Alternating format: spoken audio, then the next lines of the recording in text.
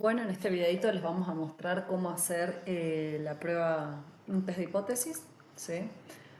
La prueba de hipótesis, entonces, como veíamos ayer, es un método que se utiliza para rechazar o aceptar una hipótesis que tengamos sobre algo. Y una prueba de hipótesis sirve entonces para determinar si se rechaza o se acepta una hipótesis que se tiene acerca de un valor de un parámetro estadístico de una población. Bueno, vale mencionar que en realidad lo correcto sería decir que no se rechaza la hipótesis nula porque en realidad en estos tipos de test siempre hay un margen de error, tanto no podemos decir con 100% de confianza de que la hipótesis nula que especificamos es correcta, sino más bien podemos decir que no rechazamos esa hipótesis nula teniendo en cuenta cierto margen de error. ¿Sí? Eh, Existen dos tipos de prueba de hipótesis. Tenemos la prueba bilateral, donde queremos ver en realidad si la hipótesis nula que planteamos es igual a cierto valor, y nuestra hipótesis alternativa indica que entonces la media poblacional, por ejemplo, en este caso, es distinta a un valor específico. Entonces tenemos la hipótesis de que, por ejemplo, nuestra media poblacional es de 50. Esa es nuestra hipótesis nula, y nuestra hipótesis alternativa es que es distinto de 50. Entonces, en ese caso, se construyen estas dos zonas de rechazo de hipótesis nula, tanto si supera cierto valor o como si es más chico que cierto valor. ¿Sí? La otra, en ambos casos se rechazaría la hipótesis nula, que son estas dos zonas que están desde este valor crítico hacia la izquierda y desde este valor crítico hacia la derecha. Por otro lado, tenemos las pruebas unilaterales, que a diferencia de la bilateral, lo que tenemos acá es que nuestra hipótesis nula indica que nuestra media muestral es menor a cierto valor, por ende la alternativa es que es mayor o igual a cierto valor. En ese caso se la llama prueba unilateral derecha, y nuestra hipótesis, y después está la prueba unilateral izquierda, que es lo contrario, es decir, tenemos como hipótesis nula que nuestra media es mayor o igual a cierto valor, y como hipótesis alternativa que nuestra media es menor a cierto valor. Entonces, las zonas de rechazo de las hipótesis nula en un caso es en la cola derecha y en el otro caso en la cola izquierda. Ahora veamos cómo se realiza esto. Planteamos entonces una hipótesis nula, que vamos a suponer que nuestra media poblacional es 50 y que tenemos una media distinta y nuestra hipótesis alternativa, perdón, es que la media poblacional es distinto de 50. Entonces especificamos nuestro mu. Para eso lo que vamos a hacer es utilizar el método de t-test de one sample, quiere decir que estamos hablando solamente de una muestra, de stats. Y para eso lo que vamos a usar es, primero les quiero mostrar qué información devuelve, ¿no? Esta función. Si nosotros corremos esta función, donde le estamos pasando por un lado cuál es nuestra muestra aleatoria, que es la que habíamos generado al principio para hacer una estimación por intervalos de la media, y le pasamos cuál es nuestra hipótesis nula sería, ¿no? En realidad cuál es el valor que usamos como valor de referencia. Entonces, al pasarles todos, vemos que nos dan unos resultados, que el resultado básicamente es, por un lado, el estadístico, ¿sí? Z, y por otro lado el p-value. El que nos interesa principalmente es el p-value, porque según eso aceptamos o rechazamos la hipótesis nula. Entonces, como son dos valores los que nos devuelve este método, lo que voy a hacer es declarar dos variables, por un lado el estadístico Z y por otro lado el p-value, indicándole que el primer valor que me devuelve, que por favor lo tome como el estadístico, y el segundo valor que me lo devuelve, que lo almacene como el p-value bilateral. Ahora, es importante, fíjense que yo acá le estoy poniendo alternative igual a two sides.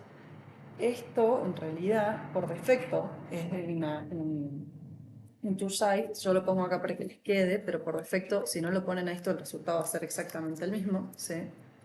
Pero básicamente lo que le estamos diciendo acá es que nuestra hipótesis alternativa es una hipótesis de dos colas, ¿no? Que sea distinto básicamente a el que le estamos planteando. Entonces, ahora sí, printeamos los resultados. Básicamente, ¿cuál es nuestro estadístico Z? Que correctamente sería el estadístico T. En este caso, si quieren le pongamos T, así ya no queda todo bien escrito. Entonces, en ese caso, vemos que nuestro estadístico T es menos 1,71 y nuestro p-value es 0,09. Entonces sabemos que la hipótesis nula se rechaza si el p-value es menor al alfa y no se rechaza si el p-value es mayor al alfa. Nuestro alfa es igual a 0,5, supongamos. Entonces vamos a hacer acá un codiguito con if para que directamente me devuelva el resultado. Entonces le estamos diciendo que si nuestro p-value es menor al alfa, rechazamos la hipótesis nula, y que en caso de que nuestro p-value sea mayor al alfa, entonces no rechazamos la hipótesis nula. Corremos esto y como ya sabíamos, nuestro alfa es de 0,05, nuestro p-value es mayor a 0,05, entonces no rechazamos la hipótesis nula en este caso. Ahora, si hubiésemos puesto un alfa de 10, se rechaza la hipótesis nula porque está justo en el límite, ¿sí? Esto por un lado para que vean también el margen de error que tiene esto, porque lo vamos a dejar acá, le vamos a poner alfa y le vamos a poner acá el valor de alfa directamente, si nos queda así. Esto para que lo tengan en cuenta al momento de definir. Nosotros en este caso sabemos que en realidad la hipótesis y la media poblacional es 50 porque nosotros la especificamos arriba. Yo sé que la media poblacional es 50, pero fíjense el error que en caso de que, por ejemplo, pongamos un intervalo de confianza, acá media poblacional le habíamos dicho que era 50. Fíjense que vamos por acá. Fíjense que en caso de que pongamos un alfa igual a 10, estaríamos rechazando la hipótesis nula, cuando en realidad la hipótesis nula es correcta y nosotros sabemos que no habría que rechazarla porque básicamente sabemos que la media poblacional es 50. Es decir, estaríamos cayendo en el error tipo 1, donde rechazamos la hipótesis nula cuando en realidad la hipótesis nula es verdadera. Lo voy a dejar con 0,5 de todas formas. Ahí estamos. Bien, y ahora ¿cómo hacemos si queremos en realidad hacer el mismo test, pero de manera unilateral? Por ejemplo, considerando que la media, queremos chequear que la media sea menor o igual a 50, esa es nuestra hipótesis nula, o que la media es mayor a 50. ¿Sí? Entonces tenemos una prueba unilateral derecha. Hacemos exactamente lo mismo que hicimos recién. Acá le vamos a hacer el mismo cambio que hice recién. Y la única diferencia es que ahora le vamos a decir que nuestra hipótesis alternativa es básicamente que el valor es mayor al que le estoy indicando en mu, ¿sí? De esta manera yo le indico que estamos haciendo una prueba de unilateral derecha y corremos lo mismo que corrimos recién. Fíjense que es exactamente lo mismo, lo único que cambiamos es cuál es nuestra hipótesis alternativa y hacemos el mismo chequeo con el if. Y acá nos queda que no rechazamos la hipótesis nula porque nos da un valor P unilateral de 0,95. Es decir, no se rechaza de que la media poblacional pueda ser menor o igual a 50. Además acá les dejo esto, que esto no lo vimos en clase, pero que si en algún momento lo necesitan les queda para ver cómo hacerlo en Python. Pero acá, bueno, especifico un poquitito cómo son los tipos de errores que existen y qué es la potencia.